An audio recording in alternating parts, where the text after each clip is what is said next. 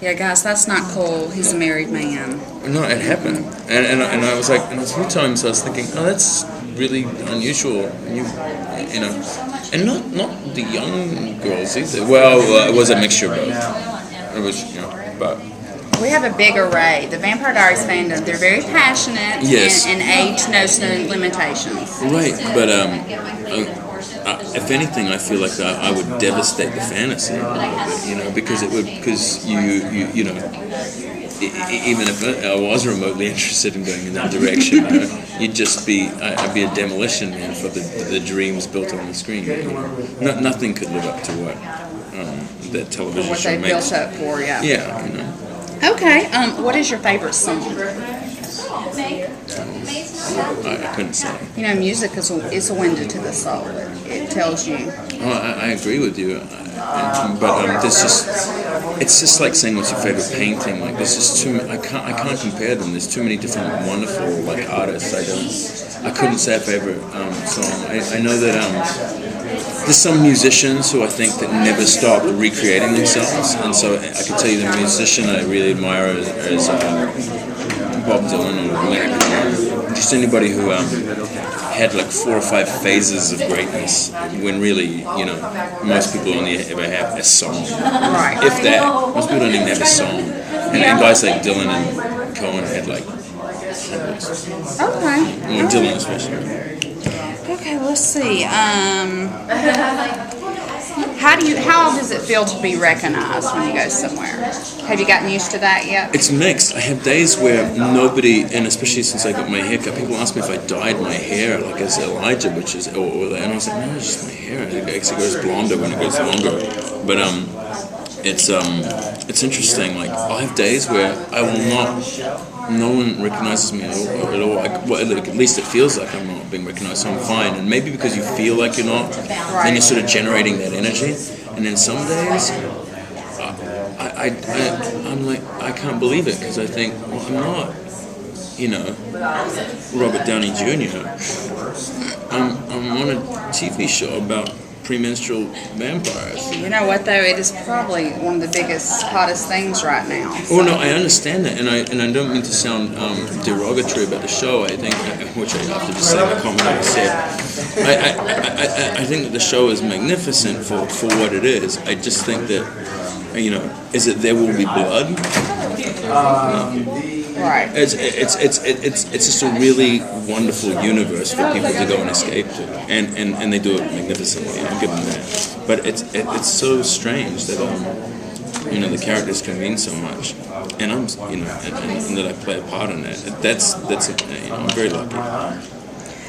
Okay. Well, we'll end it with, what is your favorite charity? I don't have a favorite charity. Are you thirsty?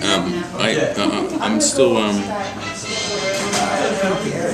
I didn't want to do anything, commit to any sort of charity before I was able to implement any kind of change.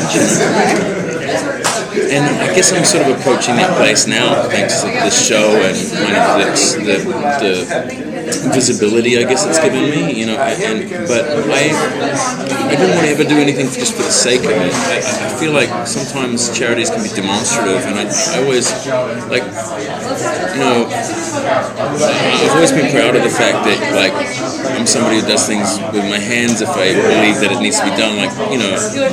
When Katrina struck, I was sitting watching television with my wife, and I'm not telling this story to say this is how great I am, but when Katrina struck, I said to my wife, I can't deal with this. And she said, what are you doing? I said, I'm packing a bag. I got up and I packed the bag, and I flew to the nearest airport, which was Jacksonville. And then I hired a U-Haul, and I stole Red Cross stickers and drove into Biloxi. I never wanted to be I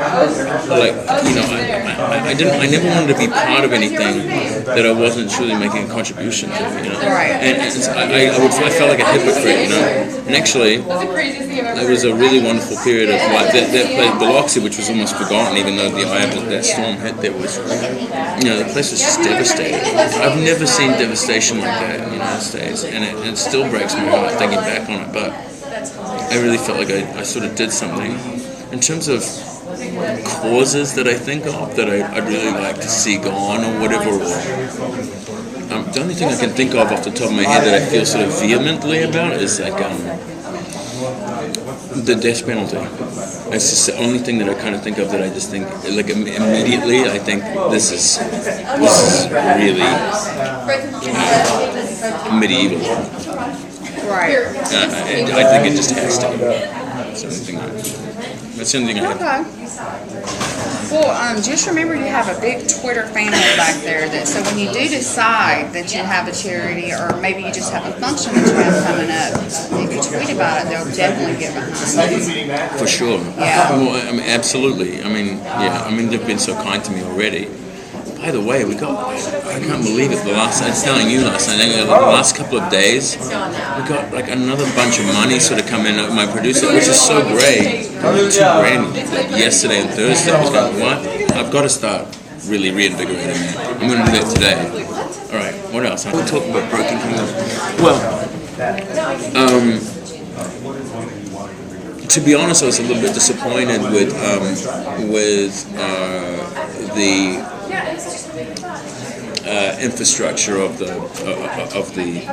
tool that we were using online, because it couldn't deal with, it didn't have the bandwidth to deal with the kind of influx of fans that went immediately to it.